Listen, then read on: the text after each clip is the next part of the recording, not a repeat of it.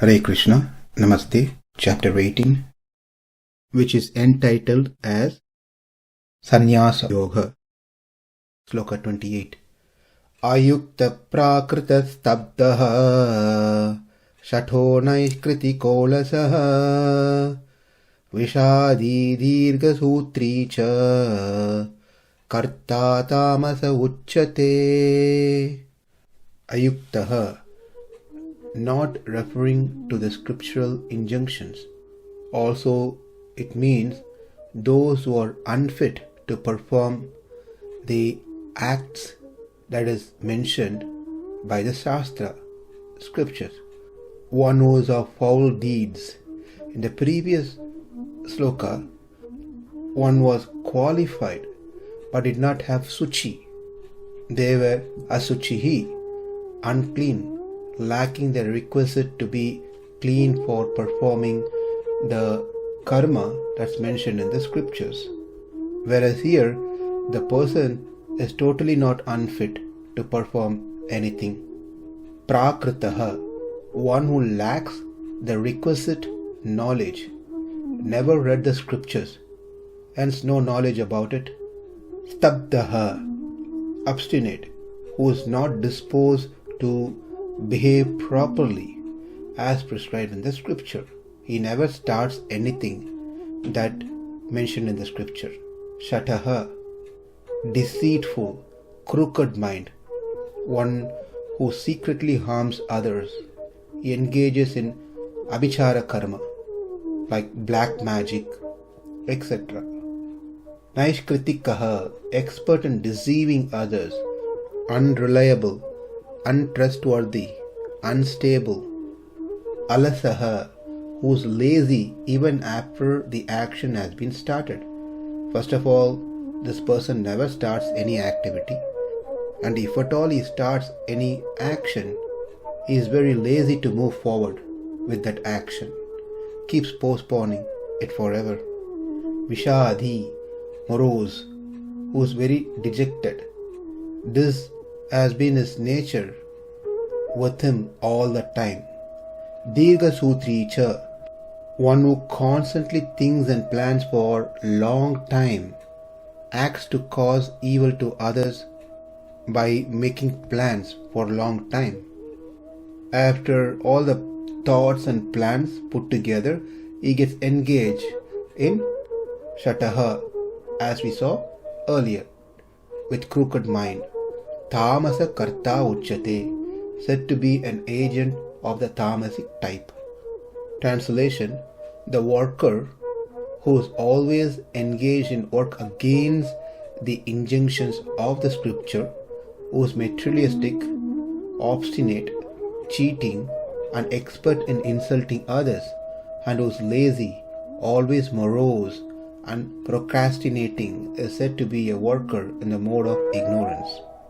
For any activities that's mentioned in the Shastra, one need to know the Shastra. To know the Shastra, that means he must have taken some instruction from someone who knows the Shastra, the preceptor. Since he doesn't have a preceptor, therefore he doesn't have a knowledge of the scriptures. He is devoid of clear knowledge, which is an essential ingredient, factor for the practice of sattvika karma. In sattvika karma, the person has a preceptor through whom he has a clear knowledge of the scripture and the activities mentioned in the scriptures.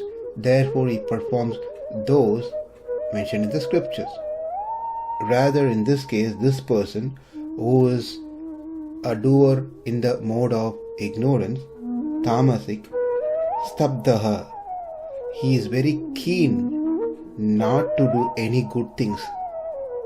He behaves in completely contradictory manner than the accepted norms.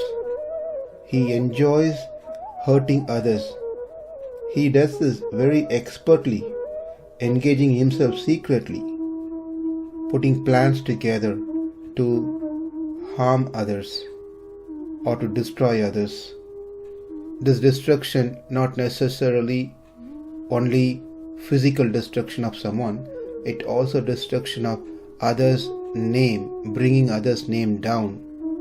They are quite dangerous people, unreliable people. They betray trust. They are very lazy to start any work. As they start, nothing moves forward. It stays where it started. That's their nature. And another characteristic of such people in tāmasa guna is they are ever mournful, express sorrow or grief all the time. Neither he finds happiness for himself, nor he lets others to be happy. This person will be hundreds of reasons every day, new reasons every day to be sorrowful. This is what mentioned in the Sloka by the term viṣādī. Nowadays, the media is so very popular, even such things are posted in the media to show how sorrowful they are. But for those who are in sattva guna, a kartā who is in sattva guna, such things will be meaningless. The more one is sorrow or trying to find reasons for becoming sorrow, the more they are bodily conscious. They have no idea about Atma and body. If one knows that they are not this body, they are Atma, but still they are sorrow for whatever the reasons, that means they have not realized, they have really not understood that they are not this body. It's all only on paper. That has not gone into their heart. This person, tāmasa kartā, is dīrgha-sūtrī. Dīrgha-sūtrī means one who plans acts to produce harm for a long duration. He thinks for long duration how to harm others. He will not put plans together how to help others. Rather, he will try to put plans together to harm others. That would be his thought process most of the time. Because he is sorrowful, he wants others to be also experiencing his sorrow. These people are dīrgha-sūtrī, means when others are suffering, they derive happiness. Probably this is the only happiness they try to get by seeing others suffer. To summarize, this person who is not qualified to undertake anything that is mentioned in the Shastra, who does not possess the knowledge that is required to perform anything that's mentioned in the Shastra. Ayuktaḥ, prākṛtaḥ. That's explained in these two terms. Number 3, one who is not disposed to behave properly, stabdhaḥ. Number 4, śaṭho, deceitful. Number 5, naiṣkṛtiko, who is dangerous, untrustworthy. Number 6, lasaḥ, who is lazy even to start any work. Even if he starts a work, it doesn't move forward, it just stays as it is. Number 7, viṣādī, who always feels dejected, who is always sorrowful. No one talks to me, no one calls me, no one likes me. In this regard, like to share something. There were 2 friends, and one of the friend was very sorrowful. The other one asked what happened, and he said, "Few months back, my uncle passed away. He left some of his wealth to me." The friend said, "Sad, but good, he left something for you." And 3 months back, another uncle of mine passed away. He also left some fortune for me. The friend said, "Sad you lost your another uncle, but good, you got the fortune.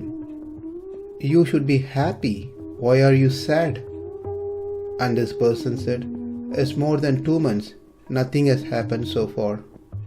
This is how they find reasons to be sorrowful.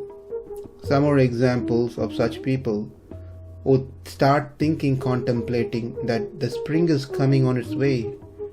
I will get allergy, and they worry about that. Summer is going to come. I will get dry skin. Winter is coming. I will fall sick, and so forth. They also start worrying well in advance before even the things may or may not happen.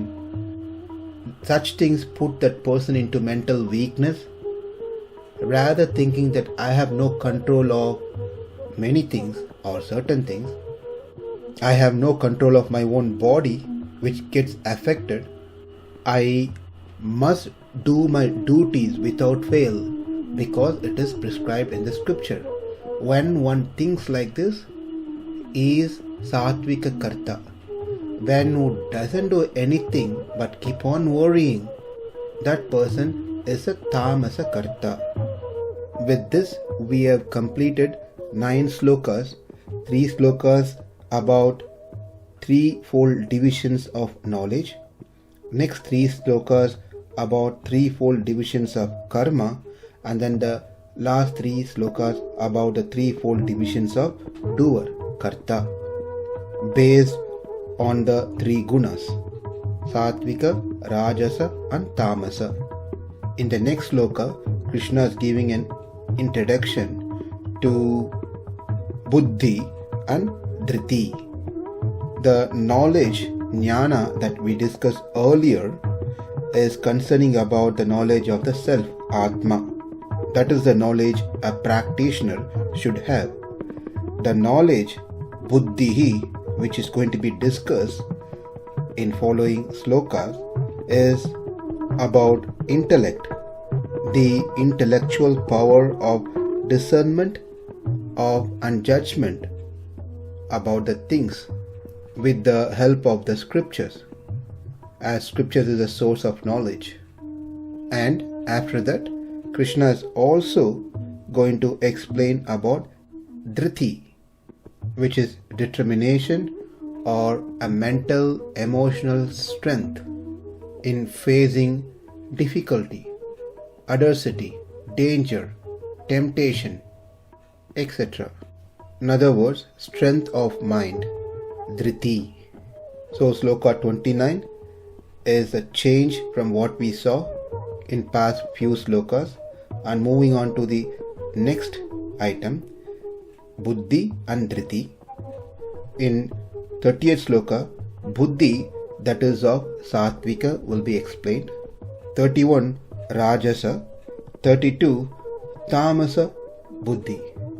34, 35, 36, about sattvika dhriti, rajasa dhriti and tāmasa dhriti respectively. Ayuktaḥ prākṛtaḥ stabdhaḥ, śaṭho naiṣkṛtiko lasaḥ, viṣādī dīrgha-sūtrī ca, kartā tāmasa ucyate. Namaste. Hare Krishna.